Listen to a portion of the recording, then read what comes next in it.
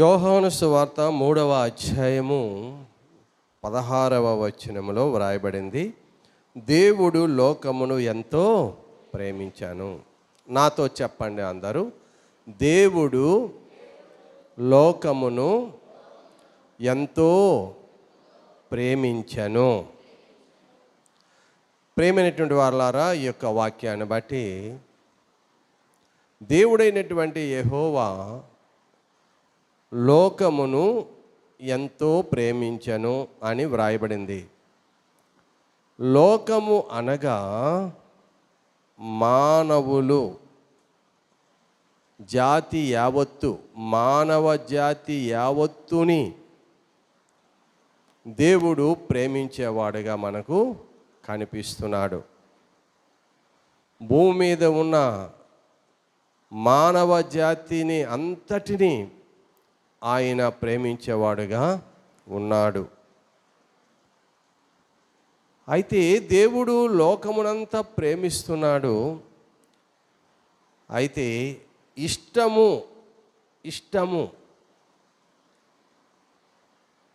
దేవుని చేత ఇష్టపడేవారు కొందరు ఉంటారు. ఇష్టము దేవునికి ఇష్టము. దేవుడు లోకాన్ని అయితే ప్రేమిస్తున్నాడు, లోకం అంతటిని ప్రేమిస్తున్నాడు. ప్రేమ, అక్కడ ప్రేమ చూపిస్తున్నాడు, ఇక్కడ ఇష్టము. దేవునికి ఇష్టం. దేవునికి ఇష్టమైనటువంటి వారు ఉన్నారు.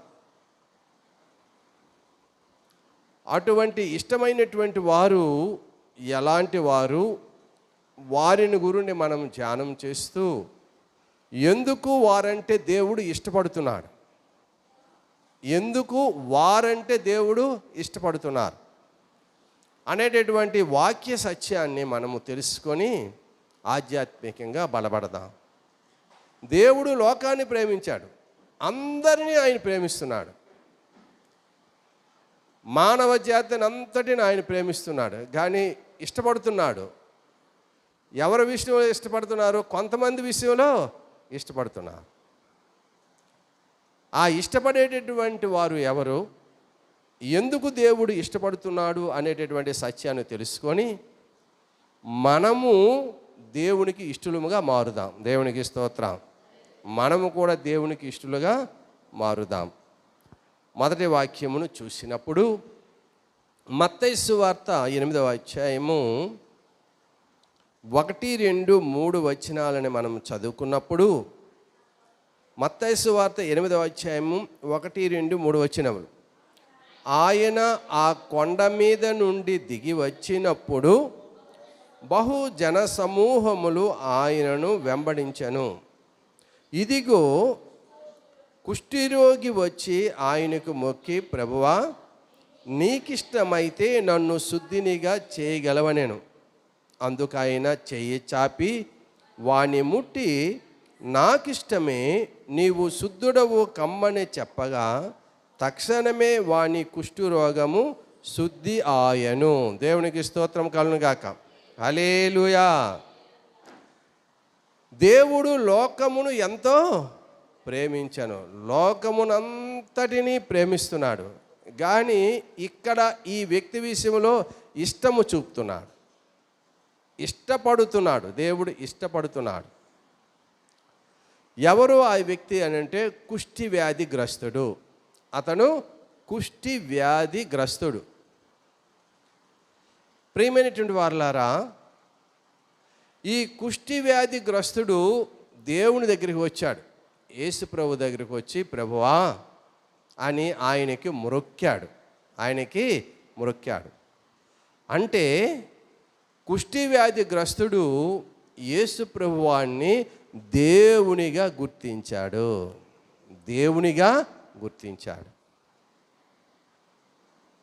మనము కూడా యేసు ప్రభువాన్ని దేవునిగా గుర్తించాలి. దేవునిగా గుర్తించినప్పుడు మనం ఆశీర్వదించబడతాం. దేవుని నమ్ముకున్న మనము, దేవుని వెంబడిస్తున్న మనము, ఈ కుష్టి వ్యాధిగ్రస్తుడు ఏ విధమానైతే యేసు ప్రభువుని గుర్తించాడు, దేవునిగా గుర్తించాడు, అలాగే మనము కూడా దేవుని గుర్తించాలి. ఆయన దేవుడు. ఆయనకి మొక్కాడు. ఏం చేశాడు? మొక్కాడు. అక్కడ అంటాడు, నీకిష్టమైతే నన్ను శుద్ధినిగా చేయగలవు అని వేడుకున్నాడు. కుష్ఠవ్యాధి గ్రస్తుడు దేవుని గుర్తించి, దేవునికి నమస్కారం చేసి, దేవునికి మొక్కి, ప్రభువా నీవు రోగమును బాగు చేసే దేవుడవు, రోగులకు స్వస్థతనిచ్చే దేవుడవు, నాకు తెలుసు, నాకున్న కుష్ఠరోగము పోవాలి, నీకిష్టమైతే నాకు ఈ యొక్క కుష్ఠవ్యాధి నుండి ఆ విముక్తిని మరి కలిగించుము ప్రభువా అని వేడుకున్నాడు. దేవునికి స్తోత్రం కలుగుగాక. వెంటనే యేసు ప్రభు వారు అంటారు, నాకిష్టమే. నాకు ఇష్టమే అనేటటువంటి మాట దేవుడు ఎందుకు అన్నాడు? దేవుడు లోకమును ఎంతో ప్రేమించాడు. అందరినీ దేవుడు ప్రేమిస్తున్నాడు, కానీ కుష్ఠవ్యాధిగ్రస్తుడి విషయంలో ఇష్టపడుతున్నాడు. కుష్ఠవ్యాధిగ్రస్తుడి విషయంలో ఇష్టపడడానికి గల కారణం ఏంటంటే, ఆయనకి రోగం ఉన్నా సరే యేసు ప్రభువుని దేవుడిగా గుర్తించాడు, మొక్కాడు, విశ్వాసం ఉంచాడు, దేవుని మీద నమ్మకం ఉంచాడు. ఈయన నన్ను బాగు చేయగలడు అని విశ్వసించి నమ్మి నీకిష్టమైతే అనేటటువంటి ఒక మాటను విడిచిపెట్టాడు. దానికి ఆ దేవుడు అంగీకరించి నాకిష్టమే, నీవు శుద్ధుడువు కమ్మని చెప్పగానే ఆ కుష్ఠరోగము ఆ వ్యక్తి నుండి విడిచిపెట్టింది. దేవునికి స్తోత్రం కలుగుగాక. ఇష్టపడ్డాడు. కుష్ఠవ్యాధిగ్రస్తుడి విషయంలో దేవుడు ఇష్టపడ్డాడు. ప్రేమైనటువంటి వారులారా, మనము కూడా దేవుని చేత ఇష్టపడే వారముగా మారాలి. దేవుడు లోకాన్ని ప్రేమిస్తున్నాడు, నిన్ను ప్రేమిస్తున్నాడు, నన్ను ప్రేమిస్తున్నాడు, మన తమ్మినాడిపేట గ్రామ ప్రజలను కూడా ఆయన ప్రేమిస్తున్నాడు, మన పట్టణాన్ని ప్రేమిస్తున్నాడు, మన జిల్లాని ప్రేమిస్తున్నాడు, మన రాష్ట్రాన్ని ప్రేమిస్తున్నాడు, మన దేశాన్ని ప్రేమిస్తున్నాడు, మన ప్రపంచాన్ని ప్రేమిస్తున్నాడు. దేవునికి స్తోత్రం. కానీ ఇక్కడ ఇష్టపడ్డాడు. ఎవరి విషయంలో ఇష్టపడ్డాడు? కుష్ఠవ్యాధిగ్రస్తుడి విషయంలో ఇష్టపడ్డాడు. ఇష్టపడడానికి గల కారణాలు రెండు. ఒకటి, కుష్ఠవ్యాధిగ్రస్తుడు దేవునిగా గుర్తించాడు, దేవుని యందు విశ్వాసం ఉంచాడు. ఈరోజు ఈ యొక్క ఉపవాస ప్రార్థన కూడికలో మనము నేర్చుకోవలసినటువంటి పాఠం ఏమిటంటే, మన దేవుని మనము దేవునిగా గుర్తించాలి. దేవునికి స్తోత్రం కలుగుగాక. మన దేవుణ్ణి మనము దేవునిగా గుర్తించాలి. ఆయనకి సమస్తము సాధ్యమని నమ్మాలి. దేవునికి అసాధ్యమైనది ఏదీ లేదని విశ్వసించాలి. ఆయన పూజించాలి, ఆయన ఘనపరచాలి. అప్పుడు మనకి ఏ వ్యాధి కలిగినా, ఏ బాధ కలిగినా ప్రభువు దగ్గరికి వచ్చి ఈ కుష్ఠవ్యాధిగ్రస్తుడి వలె ప్రార్థన చేసినప్పుడు మనల్ని కూడా దేవుడు ఇష్టపడతాడు. ఆ కుష్ఠవ్యాధిగ్రస్తుడిని ఇష్టపడడం కాదు, మనల్ని కూడా దేవుడు ఇష్టపడతాడు. ఇష్టపడి ఏం చేస్తాడు? ముడతాడు, స్వస్థపరుస్తాడు. దేవునికి స్తోత్రం. కొంతమంది అనారోగ్యంతో బాధపడుతున్నారు, అస్వస్థతతో బాధపడుతున్నారు, నొప్పులతో బాధపడుతున్నారు, జ్వరాలతో బాధపడుతున్నారు, బలహీనులై ఉండేటటువంటి పరిస్థితి మనకు కనిపిస్తుంది. ఇటువంటి పరిస్థితిలో మనము ఏమి చేయాలి అని మనం ఆలోచించినప్పుడు దేవుని మీద భారము వేసి, దేవుని యందు విశ్వాసం ఉంచి, నమ్మకం ఉంచి, నన్ను స్వస్థపరచు ప్రభువా, నాకు బాగు చేయి ప్రభువా, నా బలహీనత నుండి విడుదల అనుగ్రహించు ప్రభువా అని మనము ప్రార్థన చేసినప్పుడు మనల్ని కూడా దేవుడు ఇష్టపడి ఏం చేస్తాడండి? స్వస్థపరుస్తాడు. దేవునికి స్తోత్రం కలుగుగాక. మనకి స్వస్థత కావాలి అని అంటే దేవుని మీద నమ్మకం విశ్వాసం ఉంచి ఆయన పూజించి ప్రార్థన చేసినప్పుడు ఆ కుష్ఠవ్యాధిగ్రస్తుని ఏ విధముగా అయితే ఇష్టపడ్డాడో మనల్ని కూడా ఇష్టపడి మన ప్రార్థన విని మనకు విడుదల అనుగ్రహిస్తాడు. దేవునికి స్తోత్రం కలుగుగాక. నాకు నాకు ఏ చిన్న బలహీనత వచ్చినా, నాకు ఏ విధమైనటువంటి అనారోగ్యం కలిగిన, అస్వస్థత కలిగిన, నొప్పి కలిగిన, వెంటనే నేను దేవుని యందు విశ్వాసం ఉంచి, నమ్మకం ఉంచి ప్రార్థన చేసుకుంటాను. యేసు రక్తమే ఛాయం, సెలువు రక్తమే ఛాయం అని చెప్పుకుంటాను. సెలువు గుర్తు వేసుకుంటాను. దేవుని సన్నిధానంలో ప్రార్థన చేస్తాను. ఆ దేవుడు నా మీద ఇష్టపడి నాకు స్వస్థత, విడుదల అనుగ్రహిస్తున్నాడు. ఈరోజు ఇలాగ ఉండడానికి ఆ దేవుడే కారకుడు. దేవునికి స్తోత్రం. దేవుడు ఇష్టపడేటటువంటి వారముగా మనము దేవుణ్ణి ఘనపరచాలి, పూజించాలి, దేవుని యందు విశ్వాసం ఉంచాలి, నమ్మకం ఉంచాలి. మనము ప్రార్థన చేయగా దేవుడు అంటాడు, నాకిష్టమే సావిత్రమ్మ, నాకిష్టమే, నాకిష్టమే అని చెప్పి ముట్టి స్వస్థపరిచే దేవుడుగా మన యేసు దేవుడు ఉన్నాడు. రోగులను స్వస్థపరుచట విషయములో దేవుడు ఇష్టపడుతున్నాడు. రోగులను స్వస్థపరుచట విషయంలో దేవుడు ఇష్టపడుతున్నాడు. మనము నమ్మాలి, విశ్వసించాలి, దేవుని సన్నిధానంలో ప్రార్థన చేయాలి. రెండవది, సామెతలు గ్రంథము 21వ అధ్యాయము 3వ వచనము. సామెతల గ్రంథము 21వ అధ్యాయం 3వ వచనం రాయబడింది, నీతి న్యాయములను అనుసరించి నడుచుకొనుట బలులను అర్పించుట కంటే యెహోవాకు ఇష్టము. మొదట ఎవరిని ఇష్టపడుతున్నారు? దేవుని పూజించి దేవుని యందు విశ్వాసము, నమ్మకం ఉంచినటువంటి వారిని దేవుడు ఇష్టపడుతున్నాడు. దేవుడు ఇష్టపడుతున్నాడు. రెండవది, నీతి న్యాయములు అనుసరించి నడుచుకునేటటువంటి వారి విషయంలో దేవుడు ఇష్టపడుతున్నాడు. దేవుడు లోకాన్ని ప్రేమిస్తున్నాడు. లోకములు ఎవరున్నారు? అందరూ ఉన్నారు. అందువల్ల ఆయన నీతిమంతుల మీదను అనీతిమంతుల మీదను తన సూర్యుని ఉదయింపజేసి తన వర్షాన్ని కురిపిస్తున్నాడండి. దీన్ని బట్టి మనకు అర్థమేయటం అవుతుందంటే దేవుడు లోకమును ఎంతో ప్రేమిస్తున్నాడు, కానీ ఇష్టపడుతున్నాడు. ఎవరి విషయంలో ఇష్టపడుతున్నారు? అందరి విషయంలో కాదు.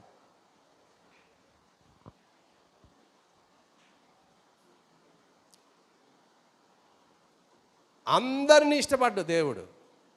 ప్రేమిస్తాడు కానీ అందరినీ ఇష్టపడ్డాడు. ఎవరిని ఇష్టపడతారు? ఎవరిని ఇష్టపడతారంటే మొదట మనం తెలుసుకున్నాం, ఆయన్ని పూజించి ఘనపరిచి ఆయన విశ్వాసం ఉంచినటువంటి వారి విషయంలో ఆయన ఇష్టపడతాడు. రెండవది, ఎవరిని ఇష్టపడతాడు దేవుడు? నీతి న్యాయములను అనుసరించి నడుచుకునేవాడు. దేవుని బిడ్డలమైనటువంటి మనకు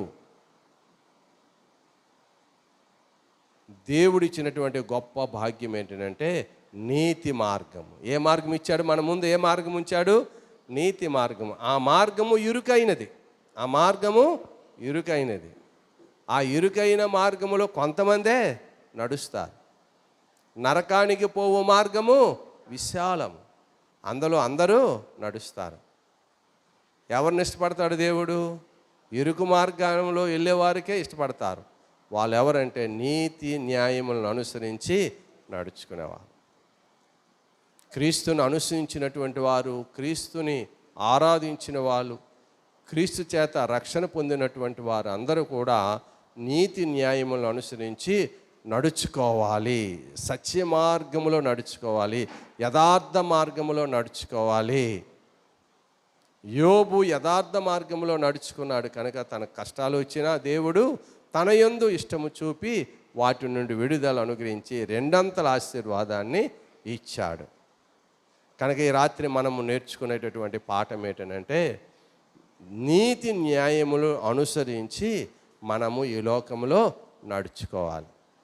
అట్టి వారి విషయంలో దేవుడు ఇష్టపడతాడు. ఎప్పుడైతే దేవుని ఇష్టానికి మనము నోచుకున్నామో మనము గౌరవించబడతాము, మనము ఆదరించబడతాము, మనము ఘనపరచబడతాము. దేవునికి స్తోత్రం. మంచివాడురా, మంచిది, మంచి ప్రవర్తన కలిగి ఉన్నారు, యేసు ప్రభువుని నమ్ముకున్నారు, చాలా మంచివారు, ఎవరికి అన్యాయం చేయరు, ఎవరిని మోసం చేయరు, ఎవరిని దగా చేయరు అనేటటువంటి సాక్ష్యము పొందుకునేటటువంటి వారముగా మనం ఉండాలి. దేవునికి స్తోత్రం. మనం ఉండగలగాలి. అదే నీతి న్యాయములను అనుసరించి నడుచుకునేటటువంటి లైఫ్, జీవితం. ఈ ఉట్టి మాటలు కావండి, గట్టి మాటలు. నీతిగా ఉండాలి, న్యాయంగా ఉండాలి. మనం ఎవరికి అన్యాయం చేయకూడదు, ఎవరిని మనము ఇబ్బంది పెట్టకూడదు, మోసం చేయకూడదు. ఎవరిని మోసం చేయకూడదండి, మోసం చేయకూడదు, అన్యాయం చేయకూడదు. నీతి న్యాయములు అనుసరించి నడుచుకోవడం అంటే అది అట్టి వారి విషయంలో దేవుడు చెప్పాలి. అట్టి వారి విషయంలో దేవుడు ఇష్టపడతాడు. వెంటనే చెప్పాలి. మారుమ్రోగాలి మందిరం, అటువంటి వారి విషయంలో దేవుడు ఇష్టపడతాడు. మొదట ఎవరి విషయంలో ఇష్టపడతాడు? దేవుని పూజించి గణపరిచి దేవుని యందు విశ్వాసం ఉంచినటువంటి వారి విషయంలో ఇష్టపడతాడు. రెండవది ఎవరి విషయంలో ఇష్టపడతాడమ్మా? అయ్యా, ఎవరి విషయంలో ఇష్టపడతాడు? నీతి న్యాయములు అనుసరించి నడుచుకునేటటువంటి వారి విషయంలో ఇష్టపడతారు. లేఖనం అదే తెలియజేసింది. నీతి న్యాయములు అనుసరించి నడుచుకునుట బలులను అర్పించుడి కంటే యెహోవాకు ఇష్టము. కనుక దేవుడు మన ముందు ఉంచిన ఆ నీతి మార్గమును అనుసరించి మనము నడుచుకున్న ద్వారా దేవుడు మనల్ని ఇష్టపడతాడు. ఈ లోకమందును పరలోకమందును దేవుడు మనకు మెప్పు అనుగ్రహిస్తాడు. దేవునికి స్తోత్రం. ఇది సత్యము. మూడవది,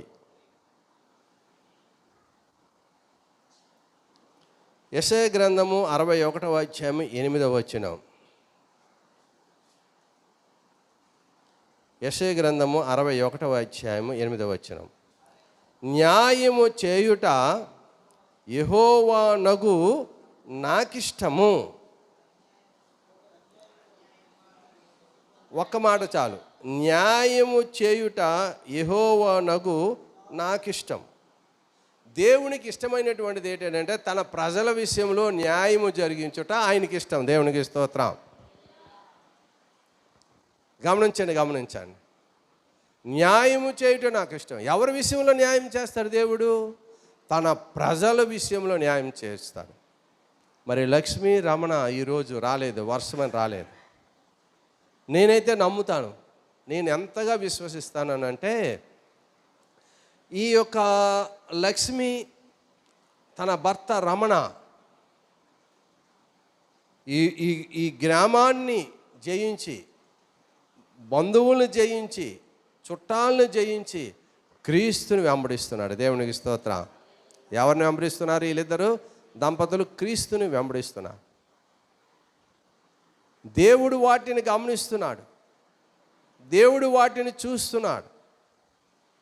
ఎంతమంది ఎన్నెన్నో మాటలు అన్నారు వాళ్ళకి. ఆ యేసుప్రభు దగ్గరికి వెళ్ళావు, ఏమైనా బాగైపోయాడా మీ బాబు? ఆ యేసుప్రభు దగ్గరికి వెళ్ళావు, మీకు ఏదైనా మేలు జరిగిపోయిందా? ఎన్నాళ్ళయింది, మీకేమైనా న్యాయం జరిగిపోయిందా అని వారితో డైరెక్ట్గా అన్నా సరే వారు మాత్రము దేవుణ్ణి వెంబడించడం మానలేదు.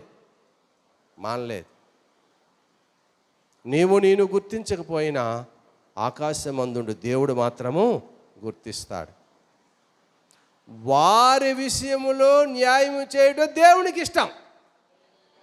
అర్థమైందా? వారి విషయంలో న్యాయం చేయుట దేవునికి ఇష్టం.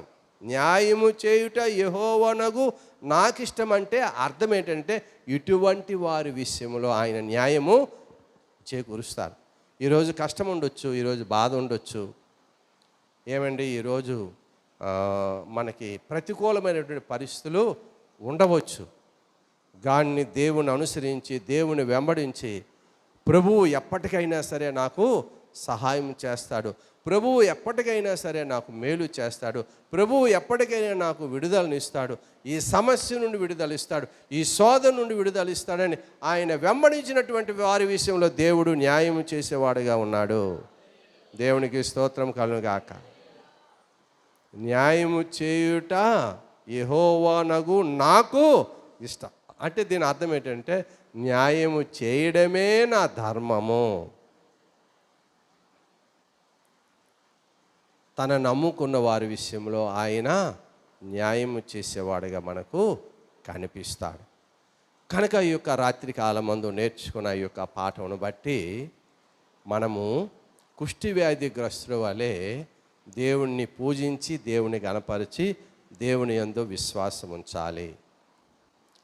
రెండవదిగా చూసినప్పుడు నీతి న్యాయములు అనుసరించి నడుచుకునేటటువంటి వారంగా మనము ఉండాలి. మూడవదిగా చూసినప్పుడు ఎన్ని ఆటంకాలు వచ్చినా, ఎన్ని ప్రతికూల పరిస్థితులు ఎదురైనా సరే దేవుని కొరకు నిలబడినటువంటి వారి విషయంలో ఆయన న్యాయము తీర్చే దేవుడుగా మనకు కనిపిస్తాడు. ఈ మూడు విషయాల్లో మనము దేవుని కొరకు జీవిద్దాము. దేవుడు మన ఎడల ఇష్టపడేవాడుగా ఉండునట్లు మన యొక్క ప్రవర్తనను మరి సరిదిద్దుకుందాం. మనము దేవుని గణపరుద్దాం, దేవుని యందు విశ్వాసం ఉంచుదాం, దేవుని యందు నమ్మకం ఉంచుదాం, నీతి న్యాయములను అనుసరించి నడుచుకోవడానికి ప్రయత్నం చేద్దాం. ఆ చొప్పున మనము జీవించగలిగినప్పుడు మనపైన, మన కుటుంబం పైన, మన పిల్లలపైన దేవుడు ఇష్టము చూపుతాడు.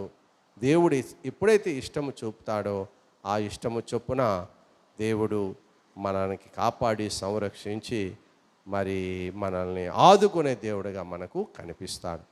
తల వంచుదాం, కాళ్ళు మూసుకుందాం, ప్రార్థన చేసుకుందాం.